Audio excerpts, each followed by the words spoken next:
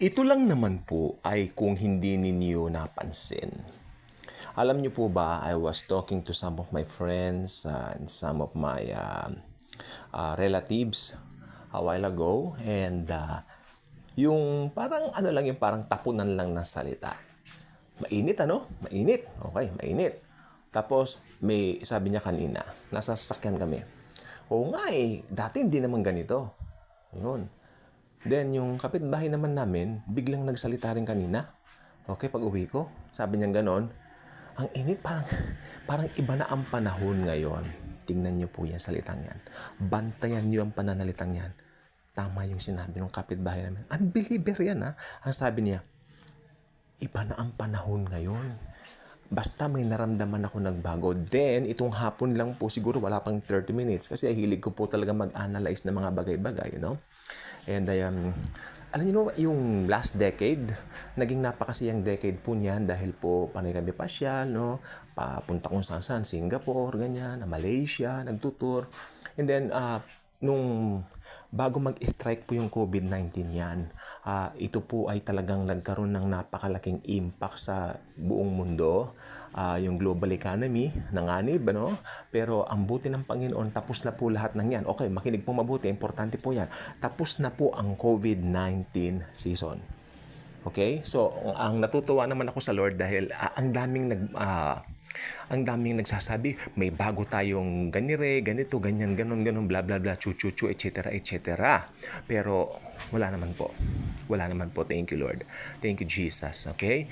Bagkos, ang sumikat naman ngayon si Diwata. Alam niyo po bang maganda yung pagsikat ni Diwata? Kasi yung pagsikat ni Diwata, napapasaya ang mga Pilipino. Nakakalimutan yung mga problema. No?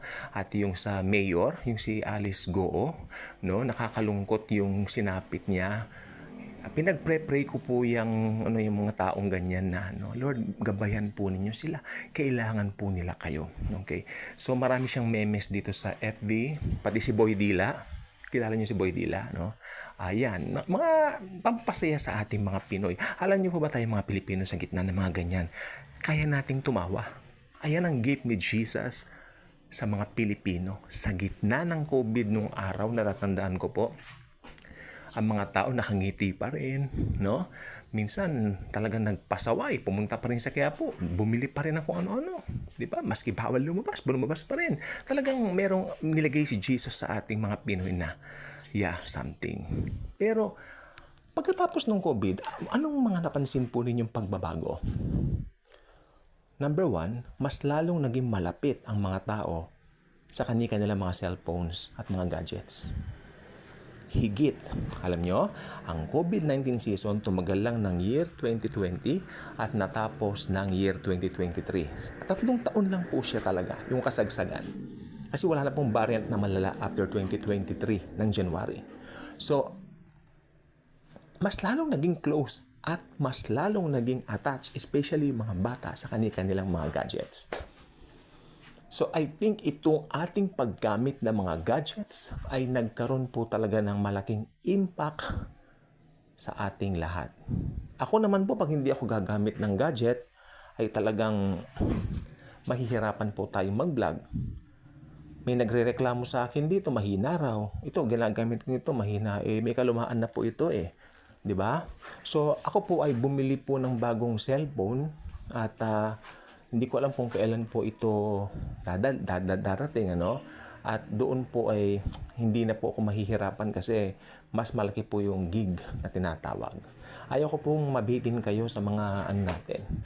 Minsan po may gusto akong gawing vlog. Ganado ako, pipindutin ko na yung record. Alam nyo, wala na akong space to save. Ito nakapag-record ako pero hindi ko na po na-save. Nasasayangan ako. So, ayoko po ng ganoon dahil yung revelation po ni Lord, kinakapture ko pong talaga. So, ngayon may revelation po ko at lobat to yung ginagamit kong phone. Madali pong malobat, no? So, ayan, parang magbabadyang masisira uli. Ganyan naman talaga mga gamit nasisira. Wayaan na po natin ang mga ganyan, nasisira po talaga. Pero importante, wag tayong papayag na yung gawain na ito ni Lord ay parang maantala dahil lang sa mga pagkasira ng mga gadgets ko. So, bumili po ako ng bagong cellphone. So, hindi ko po alam kung mga bukas po siguro andito na. Okay, balik po tayo sa mas ang mga tao ngayon mas naging attached sa kanilang mga gadget. Ayun po ang tatandaan po ninyo. At ang nakakatakot yung behavior ng tao, yung state of mind ng tao sa ngayon ay ibang-iba na bago magkaroon ng COVID-19. Talugi ang mga sinihan. Ngayon, wala na, bibihira na yung mag-gather. Maski natapos ang COVID, bibihira na yung... Parang may pagkakanya-kanya na po ngayon. Yan po ang naobserbahan ko. Kumakain, hawak ang gadget. Maganda po ang gadget, pero tandaan ninyo, sumisingit din po si Satan para lahat ng maganda ay kanyang pukawin or should I say, alisin sa tamang purpose at gamitin sa kanyang panukala. Yun ang masama. Okay? At ako naman po, nakikita ko po, isa sa nakikita kong pinakasenyales ay ito pong pagbabago ng klima. Yung klima po natin ngayon ay sobra na pong init. Ako yan po ang pinakareklama ko. Sabi nga ng daddy ko ng buhay, napaka-reklamador mo naman. Kahinaan ko po talaga yung pag ganitong mahina. Kasi may hika po kasi ako eh. So, yan, mainit, humid, what can you say? Tapos minsan parang uulan na. Tapos, hindi natuloy. Oh Lord, hindi naman natuloy. Sayang naman po. Kahapon yata yun. Pati kanina nga eh. So, yung mga pagbabagong ganyan, dati kapag sabi nila Mayo, umuulan na. Tag-ulan na. Normal na tag-ulan na. Okay? At ang pasukan noon, June. Diba? Ngayon, pasukan. Hindi ko lang alam kung ibabalik at isasaolin doon sa dating school calendar. I hope. Kasi, mas maganda po talaga yung dati. Kaya pala noong 2019, makinig pong mabuti, sobrang saya ng mundo. Sobrang saya po noon, nakita nyo. Ngayon, meron pong isang industry na nalulugi na. Iyan po ay yung industry ng television. Lahat po, nandito na po lahat sa YouTube. Which is, pabor po sa akin yan kasi taga-YouTube po ako. Taga-dito ako sa YouTube, no? Dito tayo nag-platform. At nakikita natin ngayon, mas gusto na ng tao yung panunuorin nila ay sila ang may control. Rather than watching a TV na hindi sila ang may control ng mga palabas na lalabas doon. At mas maliwanag pa yung mga nandito sa YouTube. Netflix. May Netflix po kayo. Yes. Amen. Spotify. Nakikinig tayo ng music. Mga Hillsong. Mga ganyan. At marami pang iba. Nakikinig din ako ng mga secular songs. Hindi po ako boring na Kristiyano. Ako po ay masayang Kristiyano. Okay. Ano pa? Ang napansin ko pa po ngayon, ang mga kabataan po, siguro, mas naging focus sa sarili. Dahil nauso na po yung pagsasayaw-sayaw, pag-tiktok-tiktok, more on self. At saka dumami ang mga vloggers, dumami ngayon ang, hindi Christian vloggers, worldly vloggers, ang nasabi ko. May mga sumisikat, diwata, okay naman po yun. Pero ang isa lang pong sasabihin ko, hindi ko po sinasabi na ang mga senyales na ito ay senyales ng rapture. Dahil ang rapture ay wala pong senyales na iniwanan ang Panginoong Jesucristo bago ito mangyari.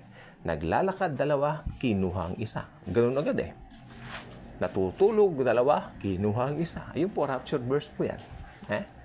Naglalakad, biglang nawala yung isa. Kasi yung kinuha, believer. Naiwan, unbeliever. Natutulog, malamang mag-asawa. Kinuha si lalaki, unbeliever si babae, naiwan.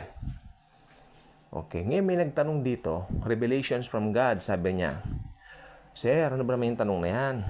Ang tanong niya, ganito, pag nag-rapture daw ba, hinawakan niya yung kamay ng unbeliever, sasama sa kanya yung Of course not. Parang mother magnet yan.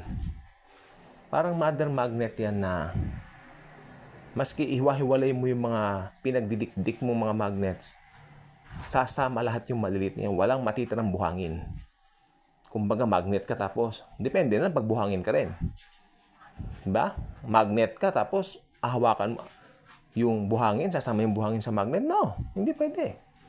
Kaya sabi ko, depende, baka buhangin ka rin. Or else, maging magnet siya. Ganun po yun. Kaya please, so sana i-analyze natin mabuti yung mga tanong natin para maganda naman po yung flow ng channel natin. Walang ibang napaparangalan kundi si Lord Jesus lang po. Okay? So, I know, siguro may struggle itong taong ito, revelations from God. Ang sabi niya, madalas niya sabihin si Jesus, nakikita niya. Well, it's good for you kung nakikita mo, no? Pero sa akin, hindi ko na siya kailangan makita pa kasi makikita ko siya sa rapture at nakikita ko si Jesus lagi when I open my Bible on a daily basis. Yun po ang pinaka-importante. Kung nakikita mo siya, good for you, very good for you. Okay? So, keep on commenting. And I hope your comment, mas maganda magtanong ka sa akin, yung mga nakalagay sa Bible. And I'm glad to answer that. Kahit na mahaba pa yung tanong mo. Magtanong ka ng 5, 10, sagutin natin. Unti-untiin natin dito. Okay? So, ganun lang po. So, I hope medyo natuto po tayo kasi iba na po talaga ang panahon. Bye-bye.